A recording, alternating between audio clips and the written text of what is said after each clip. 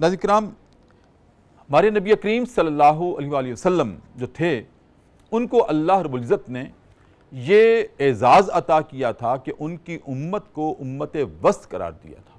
اور ہم نے جب یہ آیت آئی تھی اس کو اپنا موضوع بنایا تھا، اس پر ہم نے بات کی تھی کہ امت وسط سے مراد کیا ہے؟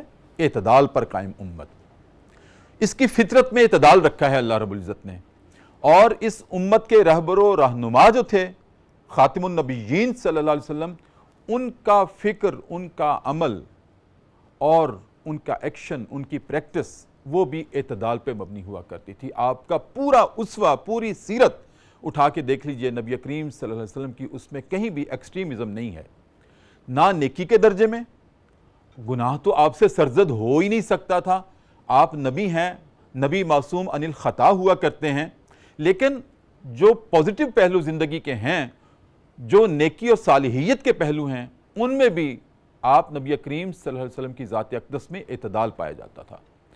اور یہ ہمارا جو دین ہے یہ صرف یہ نہیں ہے کہ صرف ایک طرف مذہبی معاملات میں ایکسٹریمزم اس میں ہو یا دنیاوی معاملات میں ایکسٹریمزم اس میں ہو. ہرگز ایسا نہیں ہے. یہ ایسا دین ہے کہ اس کے مذہب میں دنیا ہے اور اس کی دنیا میں مذہب ہے. یہ دین ہے، اور دین فل پیکج کا نام ہے جس میں مذہب بھی آتا ہے اور دنیاوی معاملات بھی آتے ہیں. اس لیے ناظرین کرام، اللہ رب العزت نے ہمیں دعا سکھلائی ہے قرآن کریم میں، ربنا آتنا فی الدنیا حسنۃ وفی الآخرۃ حسنۃ وقنا عذاب النار. دیکھیں یہاں پر پرائرٹی دنیا کی ہے سب سے پہلے. یہ نہیں کہ تم دنیا کو چھوڑ کر، دنیا کے تارک ہو کر، رہبانیت اختیار کر کے صرف آخرت کو پانے کے لیے ہر وقت سجدہ ریز رہا کرو، ہر وقت تم قیام میں رہا کرو، ہر وقت تسبیحات ہی کرتے رہا کرو صرف کہ میری آخرت بہتر ہو جائے. نہیں، ربنا آتنا فی الدنیا حسنۃ.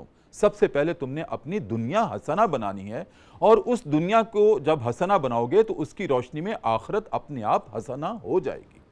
ناظرین کرام، جیسے کہ ایک پروگرام میں میں نے عرض کیا تھا کہ نبی کریم صلی اللہ علیہ وسلم کی خدمت میں حضرت عبداللہ بن عامر بن العاص رضی اللہ تعالیٰ عنہ نے اجازت چاہی تھی کہ یا رسول اللہ، میرے ماں باپ آپ پہ قربان ہوں، میں ہر روز روزہ رکھنا چاہتا ہوں.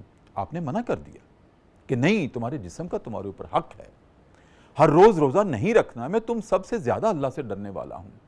ایک صحابی نے کہا یا رسول اللہ، میں کسی غار میں اعتکاف کرنا چاہتا ہوں ساری عمر، اور وہیں بیٹھ کر اللہ کو راضی کرنا چاہتا ہوں.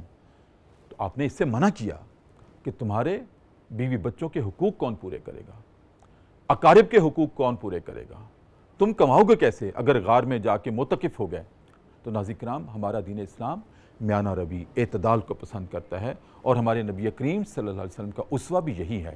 آپ رات کو قیام بھی کرتے تھے، آپ استراحت بھی فرماتے تھے، آرام بھی کرتے تھے، سوتے بھی تھے، جاگتے بھی تھے، آپ پھر ریاست کے امور سر انجام دیتے تھے، آپ پیغمبرانہ مشن اس کو سر انجام دیتے تھے.